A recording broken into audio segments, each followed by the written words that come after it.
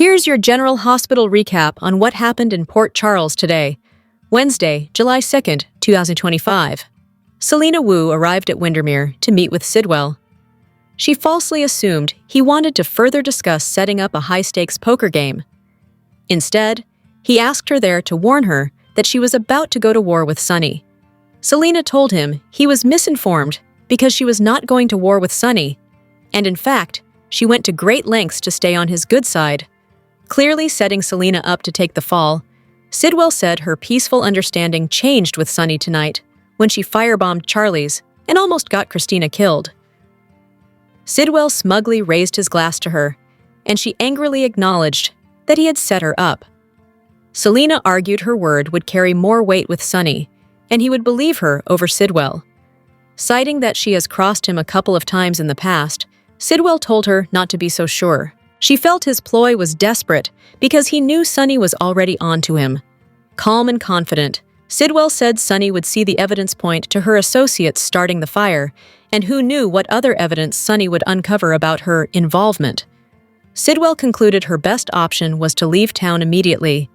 Selena said she was not going to leave after having worked so hard to build her business. Sidell said she could return with his blessing after he'd taken care of Sunny himself.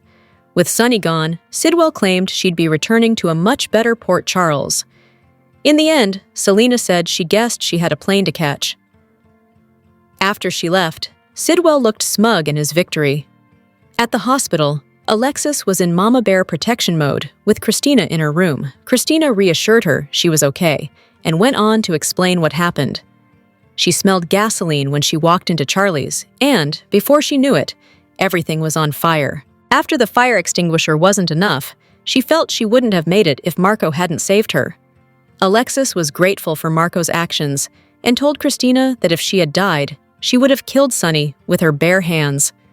Christina was reluctant to blame her dad. Molly came in needing help to fill out Christina's admission forms because Nurse Deanna needed her ID. Alexis left to take care of the paperwork, leaving Molly and Christina together. Nurse Deanna caringly helped a distressed Alexis complete the paperwork at the nurse's station. Molly commended Christina for staying calm and not jumping to defend Sunny when Alexis went after him at Charlie's. Christina felt, regardless of the reasons, that her dad wasn't at fault and knew Alexis was just scared for her child. Molly reaffirmed how much she loved Christina, and she didn't want to lose her, which brought a smile to Alexis's face as she walked up. Alexis reiterated she could not lose another daughter, which meant they were contractually obligated to outlive her. They agreed they need each other and can't let anything separate them. In Natalia's room, Marco sat holding her hand. Grief-stricken, he was in shock that she had died and that everything would end this way.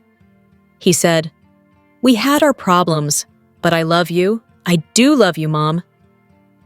At the nurse's station, Lucas shared his worry with Elizabeth and Isaiah that he wasn't sure what to do, and if he should check on Marco.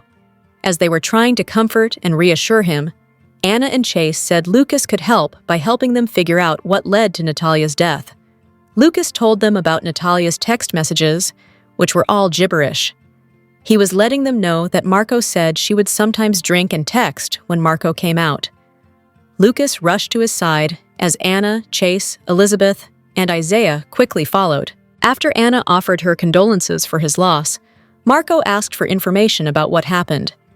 Anna explained how they found Natalia unresponsive in her hotel room, and Isaiah explained they were unable to resuscitate her. At that point, Isaiah said they speculated the cause of death was an overdose. Suspicious, Marco immediately asked if it was accidental or intentional. Isaiah said they didn't know, but the preliminary autopsy results indicated a lethal combination of tranquilizers and alcohol. Marco described seeing the fire at Charlie's and, when he saw a car in the parking lot, stopping to ensure no one was trapped inside the building. Anna told him he was a hero, to which Marco responded, "I was able to save Christina, but I wasn't able to save my mother." They sat as Anna and Chase asked about the text messages. Marco couldn't show them his phone because it was still in his car at Charlie's. He confirmed that Natalia had sent drunk texts before and thought that one of her texts earlier was trying to say, "I'm sorry," but he wasn't sure. He confirmed he was going to her room because he thought she might need help. Lucas tried to comfort him, reminding him nothing was his fault, and he stopped at Charlie's because he knew someone might need his help. Marco questioned how Anna ended up at Natalia's hotel. She explained, with concerns about the impending plea deal, ADA Turner asked them to pick Natalia up after Chase alerted Turner of Natalia's troubled episode at the christening. Marco said he felt his mother was murdered by Sonny Corinthos. He said he didn't have evidence, but it was obvious, given the circumstances, that Natalia had evidence against Sonny. When he said Sonny found a way to stop her, Lucas intervened and said he should take a minute.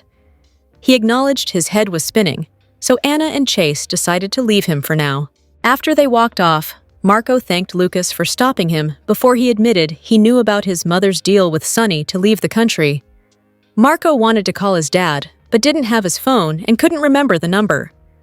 Lucas said he could help with that, but needed Marco to get checked out by the doctor first. Elizabeth helped Lucas locate Sidwell's number so he could call and inform him about Marco and Natalia. To the side, Anna and Chase discussed the possibility of Marco's accusation being right when Anna got a text from Metro Court Security. Sidwell arrived just after Marco received the all clear from Dr. Gannon. He expressed his sorrow for Marco losing his mother. Marco worried about how to break the news to Allison. He lamented it all being his fault because he didn't realize how much trouble his mother was in, and maybe he could have gotten to her if he hadn't stopped at the fire to save Christina. Sidwell looked shaken when he realized Marco could have died because of the fire he had started. Marco said, "Thanks to me, Sonny's daughter is alive, and thanks to Sonny, my mother's dead," which left Sidwell confused as to how Sonny was involved in her death. Lucas and Elizabeth wondered if Sonny would really have Natalia killed. Lucas didn't know what to believe, but knew it looked like a mob war was starting with Marco's family on one side and his family on the other. At the Q mansion, Tracy asked Brooklyn if the christening palooza was over. Brooklyn let her know Sonny and company had checked out. Tracy was happy to hear it because she said their home was not a Rotary Club banquet hall. Brooklyn told Tracy she was working, the less fun part about living. Brooklyn shared her dire concern that deception may be in trouble, and it may be too late to fix it. Admitting Sonny's investment was tainted, Tracy said she knew his money would come from an offshore account to launder his dirty money. And now they were all complicit. Outraged, Tracy wanted to know how Sonny could continually reach inside the Quartermain family and wreak havoc. Brooklyn tried to explain that Sonny didn't know, and it was a clerical error. Indignant, Tracy said, "Putting the wrong initial on a bank slip, that is a clerical error. This is a felony, and I am so not happy about being right." Brooklyn said she was sorry, and it was all her fault. Tracy acknowledged Brooklyn was raised to trust Sonny, but couldn't understand how completely rational people become irrational when it comes to him. Brooklyn maintained her belief that Natalia was telling the truth about it being Sonny's accountant's error, and Sonny would never intentionally hurt her or anyone at deception. Tracy said it doesn't matter what Sonny intended, and when everything got out, deception would be done. She wryly reflected, "You know, when this year began, I had no intention of spending this much of it in police custody." Brooklyn wanted to bury the information in the deepest, darkest hole they could find, but Tracy didn't agree. Instead, she wanted to take it and use it to their advantage. She said they needed to contact the DA's office right away and come clean about what happened. She felt that if they were honest and declared their innocence, they would probably just end up with a slap on the wrist. And if they helped them nail Sonny, he would end up in jail and they would be rid of him. A win-win, as far as Tracy was concerned. When Brooklyn said she couldn't do that, Tracy told her not to let her misguided loyalty to Sonny rear its ugly head now. Brooklyn explained how it would negatively affect Gio, because Sonny was the only family he was still talking to. Tracy didn't want Sonny influencing Gio anyway, but also didn't want to put any more stress on Brooklyn's relationship with Gio. She said she would be delighted to turn Sonny in all by herself. Chase walked in and informed them about the fire at Charlie's, Christina, and Natalia's death. He indicated they were exploring if it was intentional, an accident, or murder, and confirmed Sonny may be a suspect. Tracy said they needed to keep Gio away from Sonny because he had already taken too many people from the family, and he was not going to take Gio too. As they were walking into Sonny's house, Jason updated Sonny about their men being out in the streets looking for answers to who started the fire. Sonny said they both knew Jen Sidell was the one responsible for nearly killing Christina. Sonny said it didn't matter whether or not Sidell purposely targeted Christina because she almost died. He angrily noted that ever since Sidell arrived, 2 of his children almost died, and he wouldn't know what to do if he lost Christina. Sonny talked about his special connection with Christina and how alike they were. Understanding her volatility has compelled him to protect her even more. When Jason assured him Christina's hospital room was being guarded, Sonny said his whole family would be in danger until they definitively found out who was attacking them. Sonny said he could not take losing another child and wanted to go after whomever did this so hard that they would make an example out of them and no one would ever think about coming after his family again. He felt going eye for an eye would be effective and fair. Jason cautioned that if it were Sidell they were going after, it'd mean targeting Marco, Sidell's only known child, who had just saved Christina. Sonny understood he owed Marco, but protecting his family would be more important than some debt of gratitude, saying, "If Marco ends up as collateral damage, so be it." Jason felt there were other ways to get back at Sidell besides killing his son. Anna came to see Sonny to inform him that Natalia Ramirez was dead. She asked him to explain why one of his bodyguards was seen talking to her earlier that day, and another was seen outside of her room. She informed him he was considered a person of interest, and she needed to take him in for questioning. Vaughn arrived at Charlie's pub to find Jocelyn, who asked him to meet her there. Visibly disturbed, Joss told Vaughn she hadn't planned to come, but when she heard about the fire at Charlie's, she went to check it out for herself and couldn't seem to get herself to leave. Joss told Vaughn about Christina almost dying inside, and even though they weren't very close anymore, she was still upset that Christina could have been killed just because she was the daughter of Sonny Corinthos. Having read Jocelyn's history, Vaughn shared he knew about Sonny being married to her mom and being the father of Donna and Morgan, who he also knew died in a car bombing. Joss acknowledged there was plenty of blame to go around for Morgan's death, but the bottom line was that Morgan died because he was Sonny's son, which was the same reason both Michael and Christina almost died. Increasingly upset, Jocelyn said her family keeps getting hurt, and Sonny Corinthos brings death and destruction wherever he goes. Joss said she has tried to let go of her anger for Sonny time and time again, but too many people she loves keep getting hurt, and she no longer has any sympathy for him. She finally admitted to Vaughn and herself that a large part of her motivation for joining the WSB was more personal and less altruistic than just an idealistic version of justice. She wanted to get high enough in the WSB to take Sonny down. Now, Joss figured Vaughn could turn her in and get her kicked out of the WSB for having an unhealthy personal vendetta, making her unfit for the job. Vaughn felt being too idealistic would quickly get her jaded anyway, but having a concrete goal like taking Sonny down would sustain her even through the toughest of times. She asked what his goal was. He said maybe he'd tell her once they knew each other better and pulled toward her to give her a kiss. A real one this time. Gio met Emma and Outback at the cafe, and they shared some more cute, flirty banter, but then Emma seriously pointed out that Gio was actually still upset from finding out about Brooklyn and Dante. She reiterated she was there for him anytime he wanted to talk. Gio told Emma that he hadn't figured out how to put his life back together again, but he decided to drop out of PCU. Emma was confused as to why he would choose to leave. Gio said he was on a music scholarship and supposed to be a first-chair violinist in the orchestra, which was a huge responsibility and honor. Because he had no intention of ever playing the violin again, he felt he was no longer deserving of the scholarship, would lose it, and then not be able to afford college on his lifeguard salary. She encouraged him to borrow money from his family or Sonny, but he did not want to. She then suggested he wait until the fall to decide whether or not to drop his scholarship, because he might feel different about playing music by then. Gio saw Emma's point, but stated he needed a clean break from his old life, which he felt was full of nothing but lies. He said his passion was stolen from him, and his music would be hollow without it. Gio promised he wouldn't make any decisions about dropping out for now. Emma suggested that, in the meantime, he find other things he was also passionate about. She reminded him that he could help her take down Professor Dalton. Emma said they might have to do something drastic and, possibly, illegal, and wondered if Sonny would give them any pointers on breaking the law and getting away with it. Gio looked at her like she was crazy and responded with an emphatic no. Definitely not. Not even for a good cause. Hello everyone, welcome back to my channel, Messy Syrup.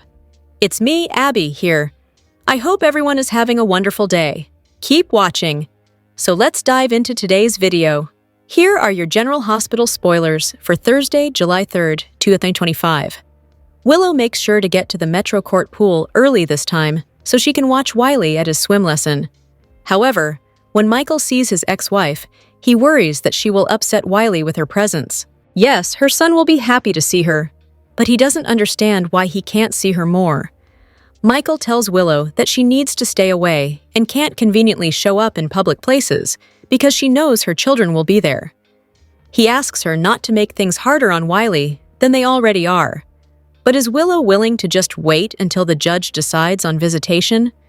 Michael already warned Willow how bad that would go if she went ahead with her plans to marry Drew. Tracy also makes sure to be at the pool because she wants to talk to Gio. Last week, Gio was a little offended when she didn't say a word to him, but this time she has a warning. Sonny is dangerous, and she wants Gio to stay away from his newfound grandfather. Maxie is also set to make a discovery.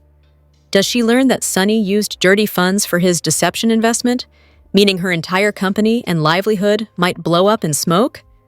That's just one reason Tracy is determined to bring down Sonny, one of many. As always, Sonny has a million problems, and they just got bigger. Trina is still disturbed by the fact that Kai is working for Drew. He knows how she feels about Drew, but Kai seems as taken with him as Willow is right now, and that's saying a lot. Trina gives Kai another warning about his mentor, but is Kai willing to heed it? Does he realize his relationship with Trina is in jeopardy if he continues his Drew obsession? Wait until Trina learns that Kai ratted out her parents to Drew. There will be hell to pay. General Hospital spoilers update for Thursday, July 3rd reveals that Maxie Jones will face a double shocker while Dante Falconeri decides to grill Jason Morgan. Emma Scorpio Drake will also push Rocco Falconeri toward the truth, so let's discuss what's ahead in Port Charles. At the Metro Court pool, Willow Tate will pop up just in time for Wiley Corinthos' swimming lesson. Although Willow will probably plan this, Michael Corinthos will shut down her attempt to reconnect with their son. Despite Willow's attempt at a bonding session, Michael will push her not to add to Wiley's confusion and heartache right now. Things have already been difficult for Wiley, so Michael won't want Willow causing a scene and making matters worse. Over with Maxie, she'll get some stunning deception updates. It seems Brooke Lynn Quartermain will fill Maxie in on Sonny Corinthos' not-so-clean investment, and she should pass along the news about Natalia Ramirez's fatal overdose, too. Next, Lulu Spencer will speak with Laura Collins about the mob chaos that's threatening to intensify in Port Charles. It looks like Lulu will wonder if Laura's willing to stand against Sonny since he's part of the problem. While Lulu quizzes Laura and offers some guidance, Dante will interrogate Jason. It appears Dante will wonder about the people behind the pub fire and whether they're even still alive at this point. Do I keep looking, or are they buried in the woods? Dante asks Jason in Thursday's GH preview video. Jason may acknowledge that he hasn't caught up with the perps yet. As a result, Dante may push Jason to let the police handle this, though Jason will obviously follow Sonny's orders instead. Jen Sidell left a trail to connect Selena Wu's employees to the pub blaze and sent her out of town, at least long enough for him to get rid of Sonny permanently. However, Sonny and Jason may not be so easily fooled. Despite Sidwell's attempt to swing blame in Selena's direction, Jason and Sonny might see through his stunt. It may not even matter now that Sidwell's all riled up over Natalia's demise and Marco Rios' grief. Sidwell may launch another attack in retaliation and bring the full-blown mob feud that Lucas Jones predicted. Now that being in Sonny's orbit is getting more dangerous, Tracy Quartermain will do her best to steer Giovanni Gio Palmieri as far away from him as possible, warning him that his life is in danger. As for Sonny, he'll dodge ADA Justine Turner's questions at the police station and refuse to take her word for anything. That's especially true when it comes to any plea deals ADA Turner might push for. On another note, some tension may be brewing between Trina Robinson and Kai Taylor. Since Trina will dish out a warning, that may be another one regarding Drew Kane. If Trina ultimately finds out about Kai giving Drew the heads up on Curtis Ashford's Jacinda plot, that could be a deal-breaker. Meanwhile, Emma will have some advice for Rocco as he debates something with Danny Morgan. Since Rocco will no doubt be curious about the file with his name on it, and Brooklyn's research, Emma will think it's important to seek the whole story. In the ever-evolving world of General Hospital, whispers and speculation often stir more excitement than confirmed spoilers. A fresh wave of rumors is sweeping through the soap community, featuring potential character returns, shocking exits, and mind-bending storylines. Though none of these are officially confirmed, fans are buzzing over what might lie ahead in Port Charles. One of the most compelling rumors centers on the possible return of Dr. Britt Westbourne. Actress Kelly Thibault is reportedly back on set, sparking chatter that Britt may have survived her supposed death at the hands of the Hook Killer. The theory suggests her mother, the notorious Dr. Liesl Obrecht, could have secretly saved her, conveniently ignoring Britt's terminal Huntington's diagnosis. Sources claim Kathleen Gotti, who plays Obrecht, has already resumed filming. The storyline might involve memory manipulation or even surgical trickery, both specialties of Dr. O, to bring Britt back without fully undoing past plot points. One leaker even theorized about a memory-mapped individual surgically altered to become Britt, echoing the WSB's prior experiments. Adding to the uncertainty, two separate sources present conflicting accounts of Kelly Thibault's role. One insists she's not returning as Britt or even a clone, while another claims she is indeed Britt, but with amnesia. The idea is that Britt resurfaces with no memory of her past, only to have it gradually return. The potential use of WSB technology to implant Britt's memories into another body raises intriguing possibilities, reminding longtime fans of earlier GH memory-swapping storylines, like Franco carrying Drew's memories. If true, it would be classic soap storytelling at its finest. The speculation doesn't stop with Britt. Another juicy rumor suggests that her brother, Nathan West, who died in a dramatic shootout, could also be making a comeback. Actor Ryan Pavey is rumored to be in talks for a return, either as Nathan or as a new character with ties to the Westbourne family.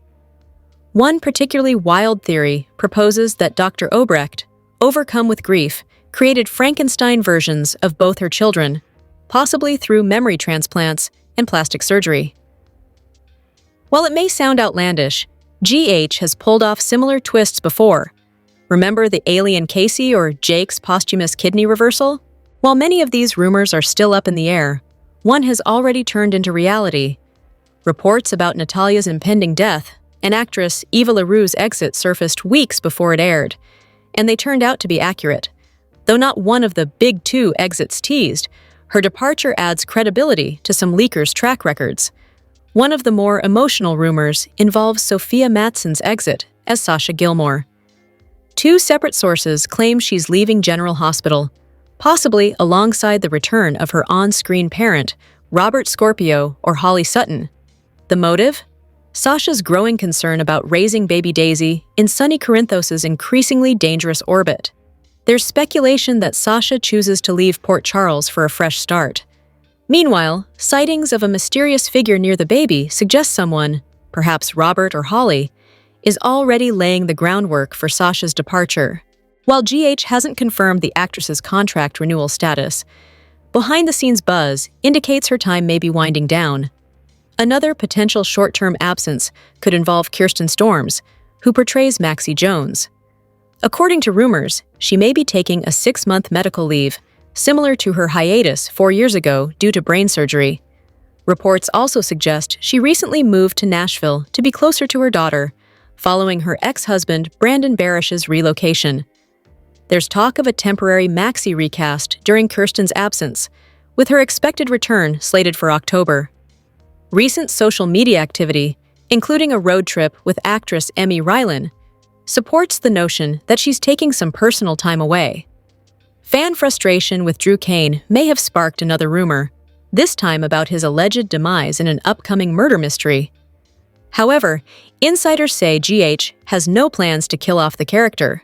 The speculation seems to stem from a joking remark by Laura Wright, which was taken out of context and circulated widely.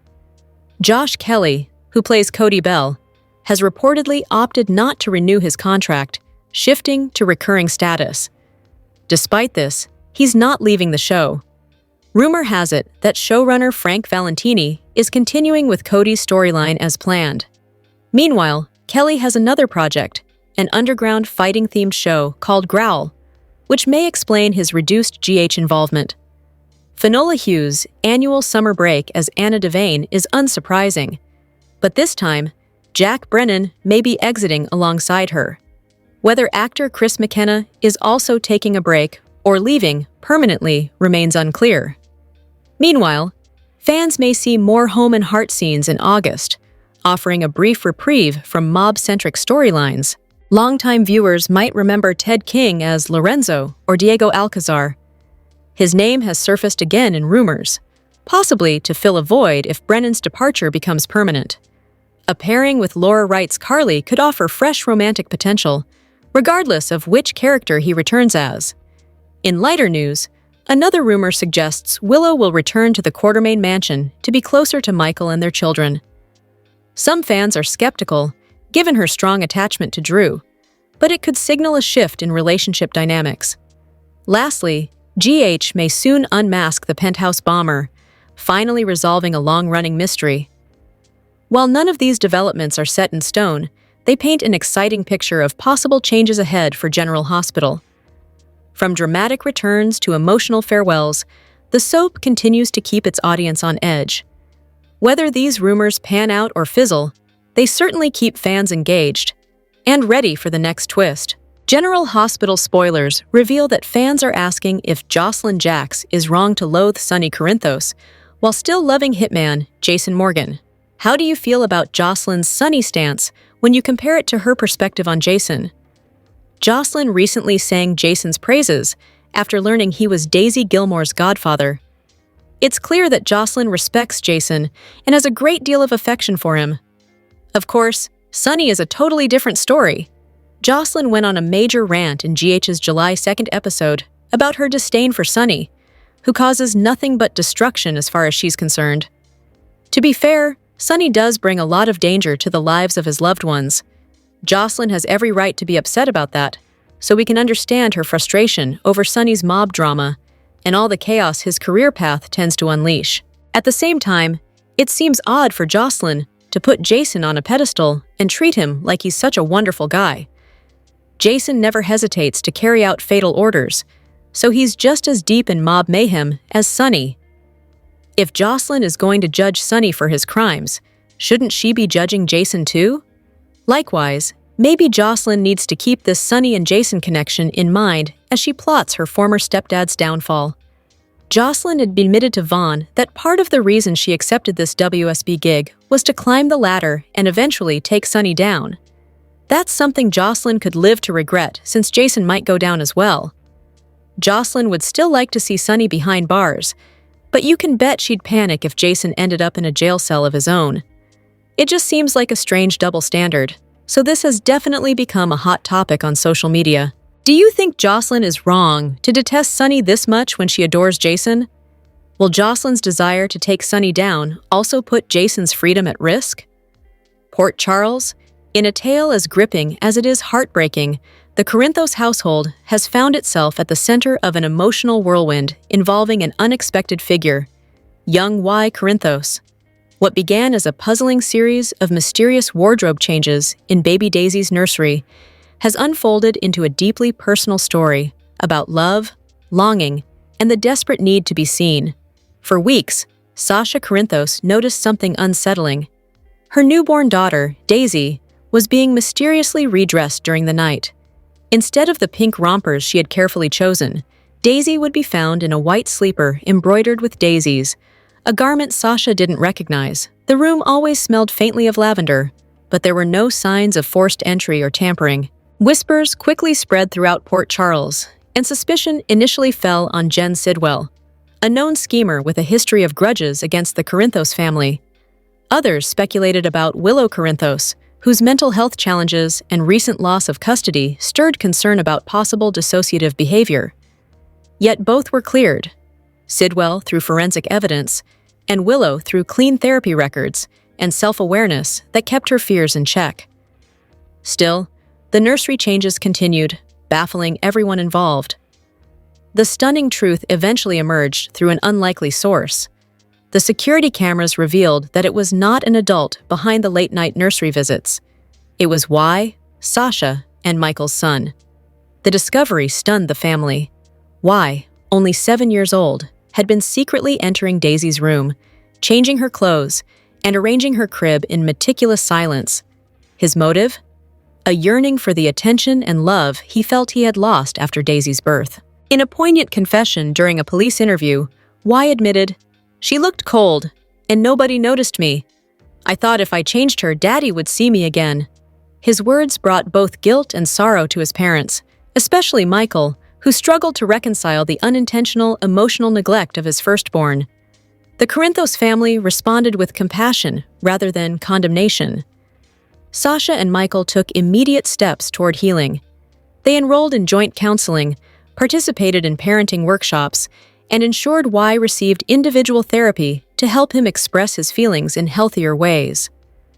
Willow, recovering from her own challenges, returned with a gift, a handmade quilt for Daisy that symbolized unity and second chances. The gesture wasn't just for the baby, it was a bridge to Y, whom she approached with sincerity and understanding. "I want to show you that I see you too," she told him, planting the seeds of a fragile but hopeful bond. Security in the Corinthos household was upgraded, including biometric locks and a network of discrete cameras to ensure such incidents could never happen again. Still, the family's focus shifted from protection to reconnection, redistributing love equally, building trust, and listening to one another. As spring arrived in Port Charles, so did a renewed sense of peace in the Corinthos home. Michael and Y spent afternoons building birdhouses together, while Sasha watched lovingly with Daisy in her arms. Willow resumed her role in their lives, tending to the garden and playing a nurturing presence for both children. The infamous white sleeper with daisies was retired to a keepsake drawer, no longer a symbol of fear, but a reminder of a crucial turning point. In its place, Daisy now wears outfits chosen by both her siblings, a gesture of shared care and acknowledgement. The saga has sparked conversation throughout Port Charles. Can a child's cry for attention go unheard, even in the most loving of homes? And how do families heal after trust is shaken? For the Corinthos family, the answer lies in facing emotional truths head-on. Their story stands as a testament to the importance of emotional visibility in childhood, the strength of forgiveness, and the resilience of love when nurtured with honesty. Port Charles has been rocked by tragedy and mystery as the sudden and suspicious death of Natalia unfolds, setting off a chain of events that threatens to expose dark secrets and powerful figures. Her passing has left the town reeling, and one grieving son determined to uncover the truth. The death of Natalia, a beloved and resilient figure in Port Charles, has sent shockwaves through the community. Known for her strength and deep devotion to family, Natalia's life came to a tragic end under circumstances initially believed to be an overdose. But for her son Marco, the grief was compounded by a growing sense that something was deeply wrong. Natalia was more than just a mother. She was a fighter, a provider, and a guiding light in Marco's life. Her sudden death left a void so profound that Marco struggled to accept it. His sorrow quickly turned to suspicion when autopsy results suggested her passing was not accidental. What seemed like a tragic overdose began to look like a meticulously staged crime. Initial reports of Natalia's death hinted at substance abuse, but the coroner's findings told a different story. The presence of unusual substances in her system pointed to foul play. Marco, supported by his devoted boyfriend Lucas, refused to believe this was a case of self-inflicted harm. Instead, he became convinced that Natalia had been silenced, and her death carefully orchestrated to look like an accident. Their suspicions only grew as Marco recalled clues from her final days.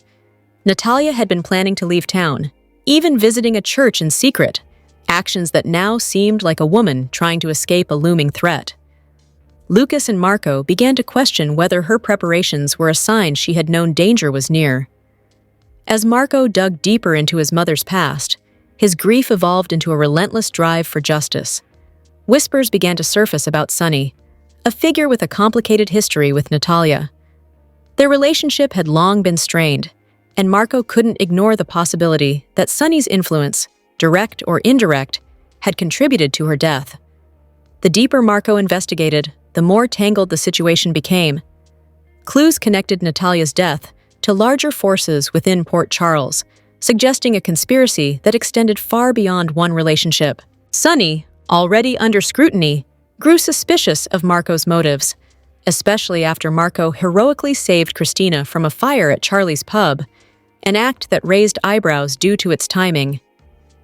Adding fuel to the fire was Marco's connection to his estranged father, Sidell, a man notorious for his involvement in shady dealings.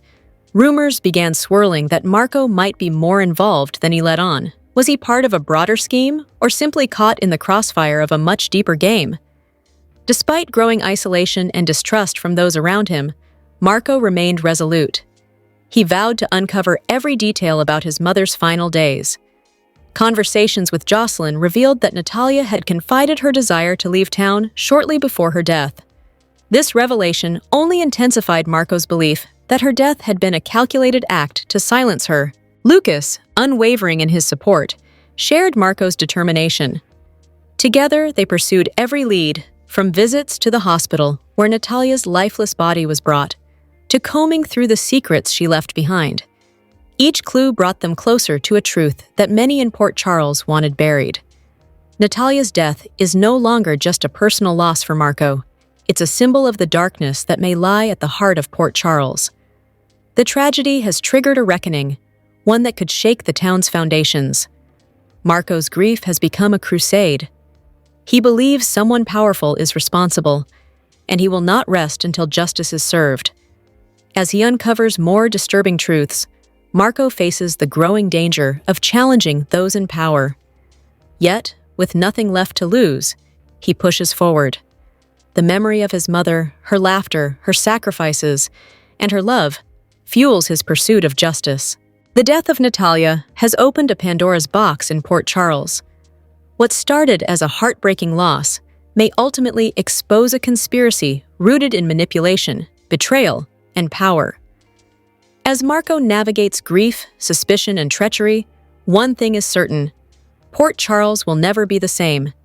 In a dramatic turn of events on General Hospital, longtime fans are left reeling as Port Charles is rocked by deception, emotional upheaval, and the looming return of one of its most infamous characters. From the shocking revelation that Natalia Ramirez is alive, to Drew Quartermain's stunning moral collapse, and whispers of Nell Benson's comeback, this latest chapter in the ABC soap opera is packed with high-stakes drama. Just when it seemed the dust had settled on the heartbreaking death of Natalia Ramirez, General Hospital shocked viewers with the revelation that she is, in fact, alive. Believed to have taken her own life in a tragic overdose, Natalia's staged suicide rattled the community and left her son Marco and former lover Sonny Corinthos devastated. The supposed suicide scene was chilling. Natalia found unconscious in her hotel room, surrounded by pill bottles and alcohol. Doctors at General Hospital fought to save her, only to pronounce her dead, sending shockwaves across Port Charles. But this tragedy was no accident. It was the calculated move of Sidell, Natalia's dangerous ex-husband, who masterminded the fake death as part of a revenge plot targeting Sonny. Sidell's operation, likely supported by his criminal connections, involved faking Natalia's death and whisking her away before the overdose became fatal. His goal? To torment Sonny with guilt and gain leverage over both him and Natalia. The moment Sonny discovered the truth marked one of the most emotional scenes in recent memory. For a man defined by loyalty and protection, realizing he had been manipulated into believing he failed Natalia was a cruel blow. The revelation turned Sidell from a scheming rival into a deeply personal enemy. While Natalia's storyline exposed Sidell's ruthless manipulations, another storm brews in Port Charles, this time surrounding Drew Quartermain. Once praised as a former Navy SEAL with unwavering morals, Drew has plunged into darkness, alienating viewers and characters alike. His recent actions have painted him as a manipulative schemer. Most notably, he sabotaged Willow Corinthos' attempts to reconnect with Michael by bribing a nurse at a German clinic and deliberately traumatized young Wiley Corinthos with false claims about his father. The fan backlash has been swift, with social media campaigns calling for his departure. Drew's descent didn't stop at personal betrayal. He blackmailed Dr. Portia Robinson over confidential medical data and entered a shady business deal linked to the Port Charles Esplanade. His romantic entanglements with Nina Reeves and a still interested Willow only deepened the drama, solidifying his image as a man driven by ambition rather than integrity. However, a potential twist threatens to tether Drew to Port Charles indefinitely. Kim Nero. Absent since 2020, Kim might return with a child named Andy, believed by fans to be Drew's. If confirmed, the child could complicate Drew's political aspirations and add a new dimension to his character. Some speculate that fatherhood might spark redemption, while others suspect he will exploit it for his own gain. As tensions rise, another ghost from the past may be returning. Nell Benson. Once presumed dead, rumors suggest she faked her demise and is preparing to strike again. Her timing couldn't be more perfect. With Michael and Willow recently divorced and battling over custody of Wiley and Amelia, Nell could use the chaos to reclaim her biological son. Supported by Jen Sidell's growing influence and wealth, Nell might pursue legal action, claiming redemption and demanding custody. Fan speculation imagines her storming into Port Charles under a new identity, seeking vengeance and asserting her maternal rights with legal backing. If Nell does return, her presence could tear the Corinthos family apart. Her reemergence might spark a bitter sister-versus-sister feud with Willow, a rivalry further complicated by their shared mother, Nina Reeves. In one chilling theory, Nell could even manipulate Willow into teaming up against Michael, exploiting her heartbreak for personal gain.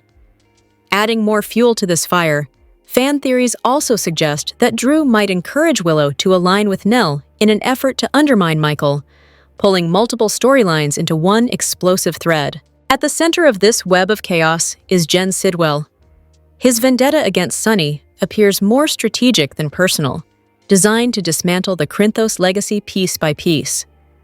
From engineering Natalia's staged death to possibly financing Nell's legal redemption, Sidell has become a powerful puppet master behind many of Port Charles' recent tragedies.